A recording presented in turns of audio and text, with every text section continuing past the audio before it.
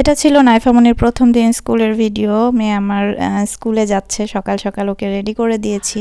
তো সকালবেলা আমি ওর সাথে যেতে পারিনি, কারণ বড় মেয়েকে নিয়ে আমি অন্য এক জায়গায় গিয়েছিলাম একটু কাজে। তো ওর বাবার সাথে ও স্কুলে গিয়েছিল। এই যে ওর বাবাকে বলেছিলাম একটু ভিডিও করে নিয়ে আসবা, আমি আপনাদের সাথে শেয়ার করব, সেই জন্য আর মেমোরি হিসেবে থেকে যাবে। ও প্রথম দিন স্কুলে কি করছে, কেমনভাবে বসছে। আসলে মা হিসেবে এগুলো একটা প্রথম দিনের যে একটা অনুভূতি, সেটা আসলে বুঝতে পারবেন অনেকেই। যাই হোক, মেয়েকে পাঠিয়ে দিয়েছিলাম বাবার সাথে। এখন ওর বাবা ক্লাসে বসিয়েছে। বসানোর পরে ও ক্লাসে যে চুপ করে বসে আছে। আমার মেয়েটা মাশাআল্লাহ দিলে ক্লাসে ঠিকঠাক মতোই থাকছে। ও জেদ করছে না, কান্না করছে না, কারণ অনেক বাচ্চা আছে ওদের ক্লাসে যারা ক্লাসে বসতে চাচ্ছে না। বের হয়ে চলে আসছে, আলহামদুলিল্লাহ। আমার মেয়েটা চুপচাপ বসে থাকছে। যাই হোক, প্রথম দিনেই তো। আর আমার মেয়েটাকে যেহেতু মাদ্রাসাতে দিয়েছি, তো নুরানি শাখাতে, আর সেই জন্য ওদের ক্লাস কিন্তু এরকমভাবে ফ্লোরে বসেই হয়।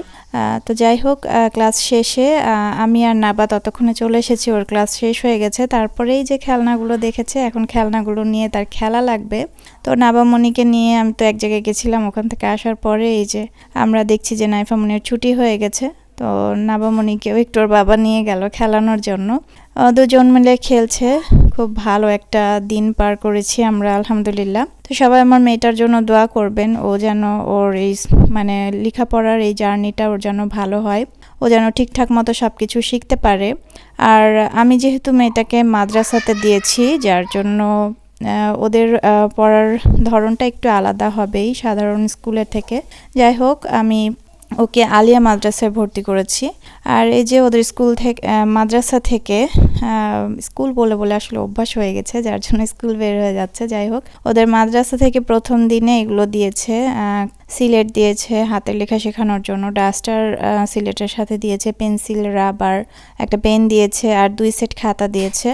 এগুলো আমাদেরকে কিনেই নিতে হয়েছে, যদিও এগুলো সব পেমেন্ট করা ছিল। তো প্রথম দিন এগুলো দিয়ে দিয়েছে।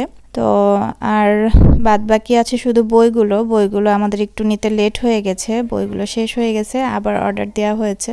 তো বই চলে আসবে। তো স্কুল থেকে এসেই দেখেন বসে পড়েছে আমার মেয়ে, এতটাই আগ্রহ তার ভিতরে, বই খাতা দেখাতে বসে পড়েছে।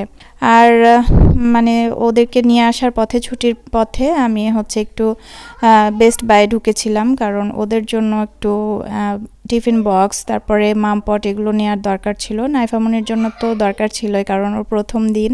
আমি চেয়েছিলাম ওর প্রথম জীবনে, প্রথম স্কুলের প্রথম এগুলো সব কিছু যেন সুন্দর হয়, ওর মন মতো হয়। তো সেইভাবে চেষ্টা করা, ক্ষুদ্র চেষ্টা আমার। আলহামদুলিল্লাহ সব কিছুর জন্য।